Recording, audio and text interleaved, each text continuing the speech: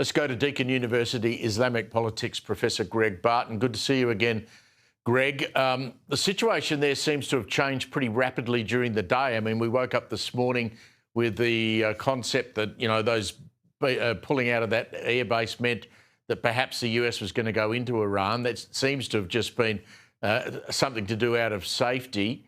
What do you think President Trump does next? Well, Steve, his pattern these last 12 months is sort of quick, decisive actions that are sort of largely air-based, so no boots on the ground, something quick in and out. Of course, Venezuela was exceptional in its planning and execution. That did have a small number of personnel on the ground. What we do know with Iran is that it's deeply, the security apparatus is deeply penetrated by Israeli intelligence. So, possibly if President Trump is persuaded by Prime Minister Netanyahu that there are certain things that they could usefully do, that might be enough to tip him in that direction. But the key point here for the people of Iran is what happens with the Iranian military, as distinct from the Islamic Revolutionary Guards Corps. The standard military is much less ideological and religious. If they flip, then the regime falls. If they don't flip, then it's hard to see the regime falling. And from everything that President Trump has said, he wants to see this regime end. So if he can see a pathway of action that will bring the military out to side against, the Revolutionary Guards Corps, the zealots who run the country, possibly we might see action. I think President Trump wants to be seen as a man of action, so it seems unlikely he's going to do nothing. Well, you mentioned Israel. I mean, we saw last year Israel managed to take out leaders of Hamas that were in Iran, and there was that extraordinary assassination of one of their leaders where I think they blew it up with a telephone or some device that had been planted in his room. The Israelis would presumably be used by the Americans in a joint effort if they go in there to take that regime down. Well, I think that's right, Steve. It's a question, of course, of who's using who and sort of whether there's a strategic vision beyond the tactical brilliance that both Israel and America have displayed over the last 12 months.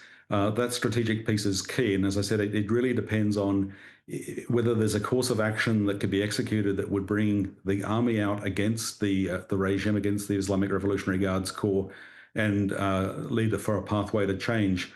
We've seen unprecedented protests and unprecedented loss of life. I mean, this is perhaps the biggest loss of life in protests since this revolutionary state was formed in 1979. It's a remarkable situation. But most analysts say that for there to be change now, it's going to depend on the army. So what Israel and America does, it could exacerbate the forces of ultranationalism that means that the army gets behind the regime, or it could see a cleavage between the ideological regime of the Islamic Revolutionary Guards Corps and the army coming out on the side of the people. No signs of that yet, I must say, but I mean, that's the thing to watch for. How capable is the Iranian military to strike back if America does do something?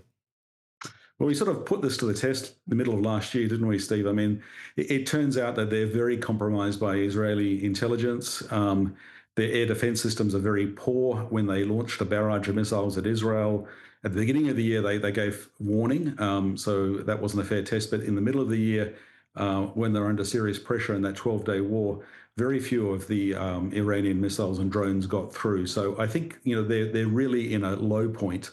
They're at their weakest point ever. I'm sure that many in Israel, in the Israeli administration, are making this point in Washington, saying now's the time to strike and to do something. The question is whether they do something which makes things better or whether they actually inadvertently contribute to a sort of rally around the flag effect that actually strengthens a weak regime. Greg Barton, always good to see you. Thanks for helping us out tonight.